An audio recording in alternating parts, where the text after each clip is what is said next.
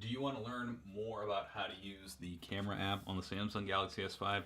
This is the video for you. Hey, I'm Josh Smith with GottaBeMobile.com. Give you a quick overview of the Galaxy S5 camera.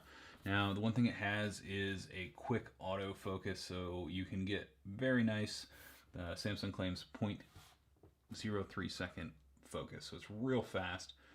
Now, another thing you can do is you can turn on live HDR, and so with live HDR, you're going to get a shot that shows you what it would look like with HDR on or off.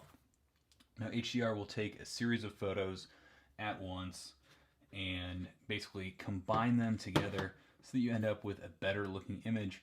The results inside like this aren't quite as nice as, say, if you're taking a sunset or something like that, but it's nice to be able to turn that on and off and see the effects live so you can compose your shot with that on.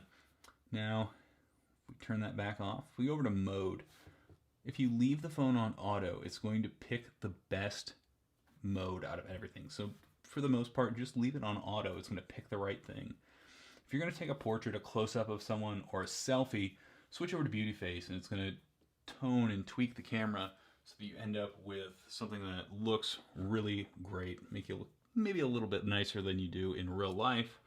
I certainly like that. If I go into shot and more, here's where I can see different things that I can do to my photos. And I take a photo, it's going to take a series of photos, and if I hold the camera steady, I can do a few different things. This is where I can choose best photo or best face. Best photo will pick just the absolute best photo out of all of them that it took. Best face will pick the best face photo.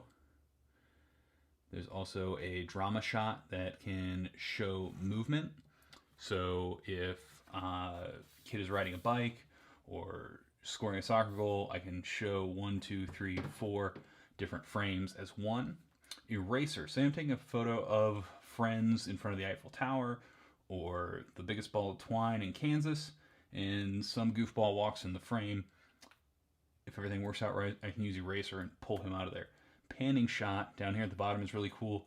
Say I'm taking a photo of something that's moving and I want to show that movement by kind of blurring everything else like you see in some car photos. You can use that and it's going to show the motion. We can also do panorama, virtual tour, dual camera. This is something that we've seen before. Basically allows us to use the front and rear camera at the same time and eventually be able to download different types of apps. But again, if you leave that on auto, most of the time is where you're going to get your best shot. If you hit settings, you get a variety of different things. You can choose your burst mode, picture stabilization, face detection, tap to take pictures, your video modes, including 4K effects, flash. And if you check the description, you'll see a link on how to use the remote viewfinder to pair this up with another Samsung device.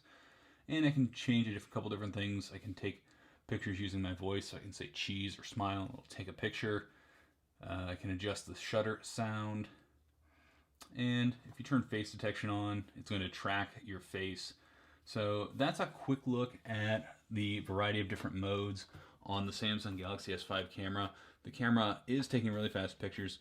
If you head over to GottaBeMobile.com, you can see more about this. There'll be a link in the description pretty soon that'll show you a Galaxy S5 versus S4, Note 3, iPhone 5S, and a few other phones to show you how the camera compares.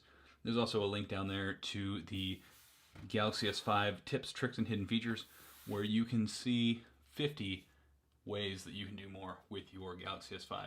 Thanks for watching.